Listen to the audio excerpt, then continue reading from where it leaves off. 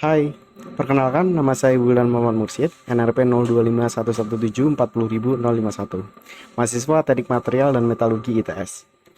Peran saya di dalam pembuatan video ini yaitu sebagai penulis skrip.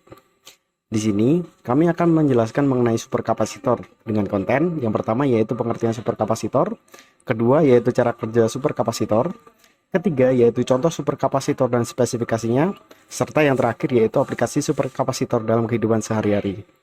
Halo, perkenalkan nama saya Syafie Dedi Wirawan, NRP 0251 1740.053 dari Departemen Teknik Material dan Metalurgi. Di sini saya berperan sebagai penulis skrip dan narator. Halo teman-teman, perkenalkan nama aku Zainul Rizky Mawansyah, aku dari Teknik Material Metalurgi, NRP 025174000007. Di sini aku sebagai editor. Selamat menonton.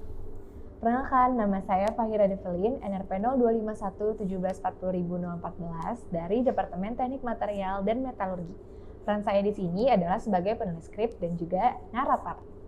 Baterai lithium-ion menawarkan energi density yang tinggi tetapi memiliki power density yang rendah dan butuh waktu lebih lama untuk menghasilkan listrik. Jika kita membutuhkan daya dalam waktu singkat saat sedang menggunakan mobil listrik, baterai lithium-ion bukanlah pilihan yang paling tepat. Disinilah saatnya superkapasitor mengambil peran dengan power density yang sangat tinggi dan tidak membutuhkan reaksi kimia. Kapasitor konvensional terbuat dari dua konduktif yang dipisahkan oleh lapisan isolasi tipis. Material terbuat dari vertically aligned carbon nanotube.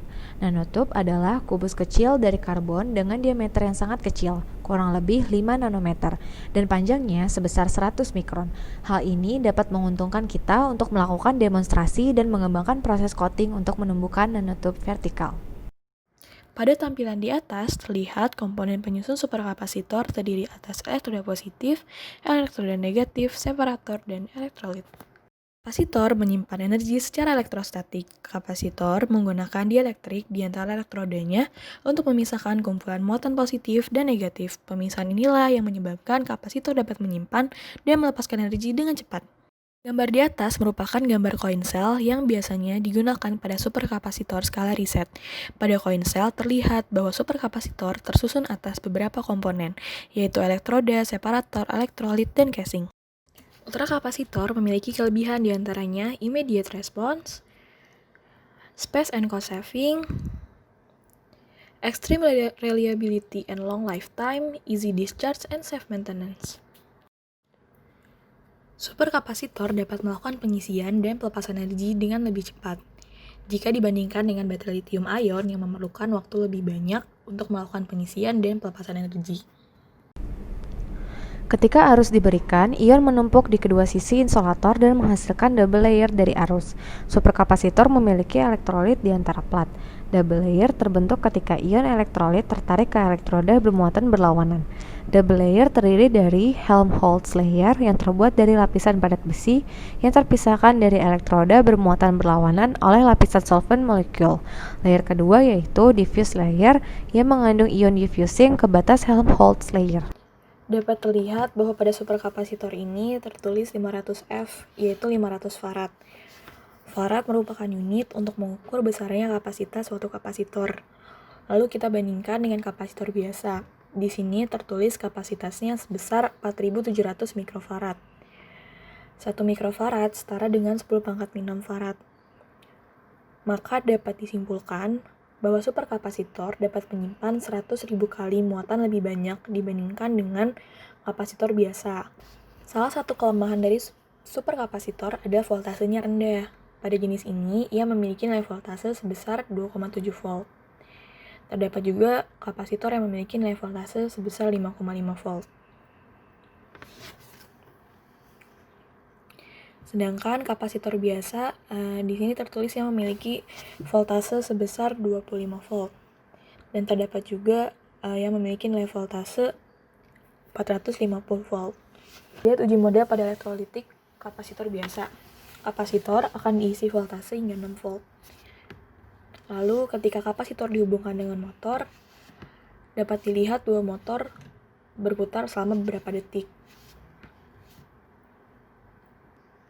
Kemudian dilakukan uji model pada superkapasitor. Kapasitor diberikan beban sebesar 2,5 volt dan dapat dilihat bahwa motor berputar secara perlahan. Motor akan berputar sekitar setengah jam.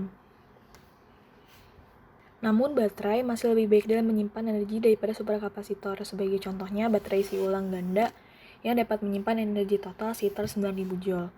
Sedangkan superkapasitor dapat menyimpan energi hanya sebesar 1800 Joule, yang artinya baterai ini bisa menyimpan energi 5 kali lipat lebih banyak dibandingkan superkapasitor. Proses produksi superkapasitor dalam skala industri terdiri dari beberapa tahap. Pertama-tama, elektroda kapasitor seperti contohnya berbahan material grafen akan dibuat menjadi bentuk strip atau lembaran. Strip-strip elektroda kapasitor akan melalui proses cutting dan kemudian digulung. Hal tersebut bertujuan untuk memperluas area permukaan lempengan elektroda dan memperkecil celah antara lempengan elektroda, sehingga nilai dari kapasitansi kapasitor akan lebih tinggi.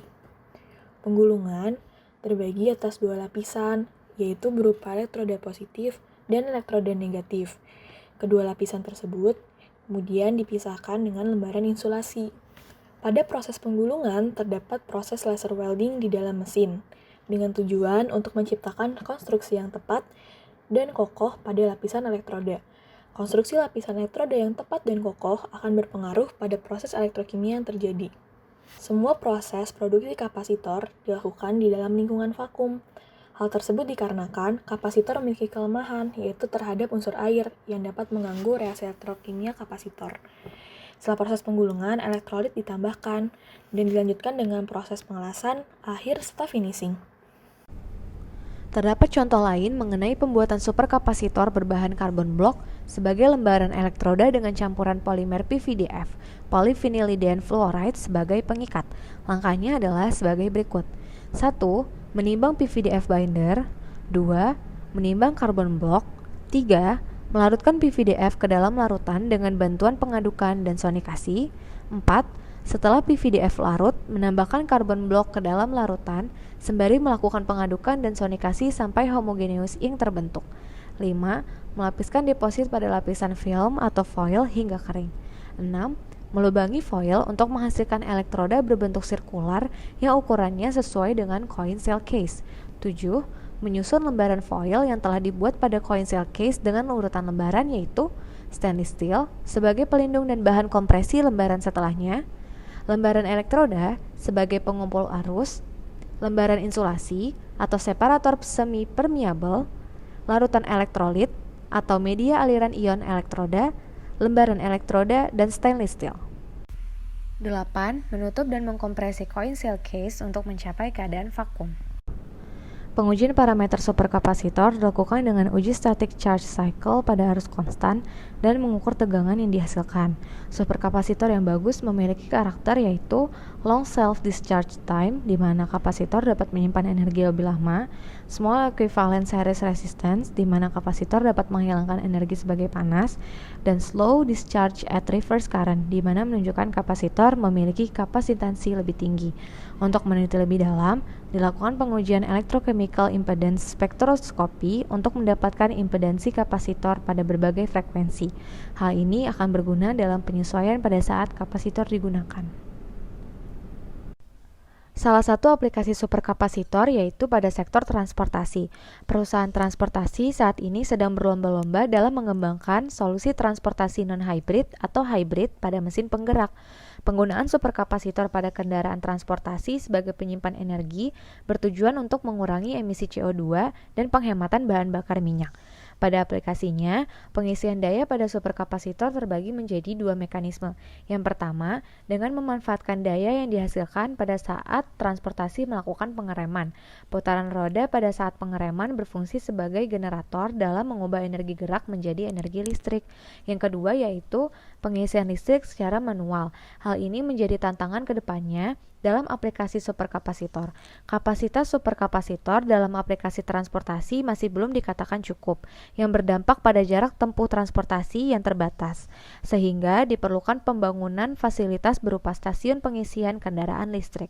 Hal tersebut menunjukkan prospek penggunaan superkapasitor yang sangat besar, terutama dalam sektor transportasi, namun masih perlu dilakukan pengembangan lebih lanjut untuk memaksimalkan dan mengatasi kekurangan dari superkapasitor, yaitu kapasitas yang masih tergolong rendah dan harga kapasitor yang relatif masih mahal.